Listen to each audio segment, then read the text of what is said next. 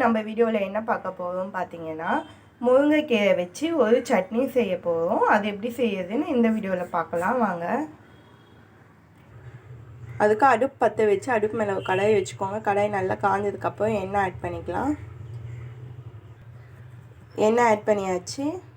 அதுக்கப்புறம் உளுந்து, சீரகம், கருவேப்பிலை, காஞ்ச மிளகாய், உங்களுக்கு எந்த அளவுக்கு காரம் தேவையோ அந்த அளவுக்கு ஆட் பண்ணிக்கோங்க. வெங்காயம், தக்காளி,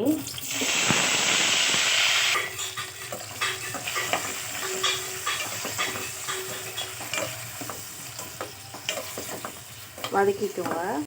பூண்டு வந்து தோல் எடுக்காத பூண்டு. அப்புறம் முருங்கைக்கீரை நல்லா வதக்கி விட்டுக்கலாம்.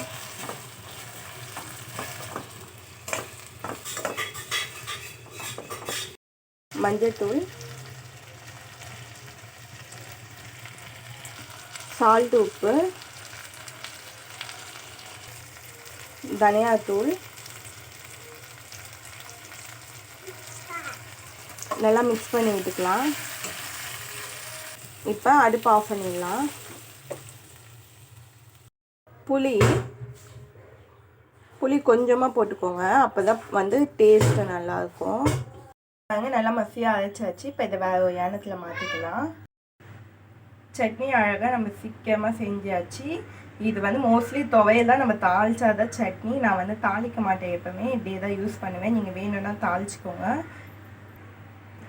அதே மாதிரி தண்ணியுமே நான் வந்து நிறையெல்லாம் ஆட் பண்ண மாட்டேன். இப்படியே தான் நாங்கள் வந்து இதை யூஸ் பண்ணுவோம். மோஸ்ட்லி வந்து சாதத்துக்கு தான் யூஸ் பண்ணுவோம். இந்த மாதிரி அரைச்சி நம்ம ரசம் அந்த மாதிரி ஏதாவது ஒன்று வச்சா இந்த மாதிரி துவையல் அரைச்சி வச்சு நம்ம சாப்பிட்டுக்கலாம். இல்லை இந்த துவையிலே கூட நம்ம சாதம் வந்து பிசைஞ்சு சாப்பிட்டுக்கலாம்.